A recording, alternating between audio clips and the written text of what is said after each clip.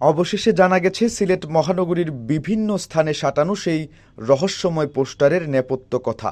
একটি বিনোদন প্রতিষ্ঠানের পক্ষ থেকে বাণিজ্যিক প্রচারণার অংশ হিসেবে এই পোস্টার সাঁটানো হয়। সিলেট মহানগর পুলিশ এই প্রচারণা নিয়ে নগরবাসীকে আতঙ্কিত না হওয়ার আহ্বান জানিয়েছে। গত কয়েকদিন থেকে সিলেট নগরীর বিভিন্ন এলাকার দেওয়ালে একটি পোস্টার নগরবাসীর দৃষ্টিগোচর হয়। সবুজ রঙের পোস্টারটিতে রয়েছে অনেকটা ধনুক আকৃতির লাল রঙের 4টি রেখা, আর নিচে লেখা রয়েছে প্রস্তুত হও 31/10/2023। এছাড়া অনলাইনে একটি ভিডিও ছড়িয়ে পড়ে এ সংক্রান্ত প্রচারণার, যে ভিডিওতে দেখা যায় রাতের আধারে হেলমেট পরা এক ব্যক্তি ওই পোস্টারে দেওয়া 4টি দাগের মতো দাগ টানছেন একটি দেওয়ালে। তখন আরেক ব্যক্তি তাকে এরকম দাগ টানার কারণ জানতে চাচ্ছেন। এই অবস্থায় হেলমেট পরা ব্যক্তি স্মোক স্প্রে করে পালিয়ে যান। এদিকে নগরীর বিভিন্ন দেওয়ালে টানানো সবুজ রঙের কাগজে লাল দাগ টানা পোস্টার এবং পোস্টারের লেখা দেখে আতঙ্কিত হয়ে পড়েন। অনেকেই পোস্টারকে অশুভ কোনো শক্তি তথা উগ্রবাদীদের কাজ বলেও ধারণা করছেন।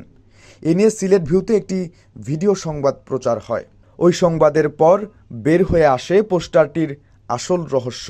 জানা যায় সিলেট শহরতলির লীলাপারস্থ ট্রি টপ অ্যাডভেঞ্চার ফার্মের পক্ষ থেকে এই প্রচারণা চালানো হয়েছে। আগামী 31 অক্টোবর তাদের প্রতিষ্ঠানে মোবাইলের ফ্রি ফায়ার গেমের আদলে পেইন্ট বল নামে একটি গেম চালু হচ্ছে। এর প্রচারণার অংশ হিসেবে তারা নগরীতে এই পোস্টার সাটিয়েছেন। কিন্তু রহস্যজনক এই পোস্টার ও পোস্টারের লেখা নগরবাসীর মধ্যে আতঙ্ক তৈরি করে।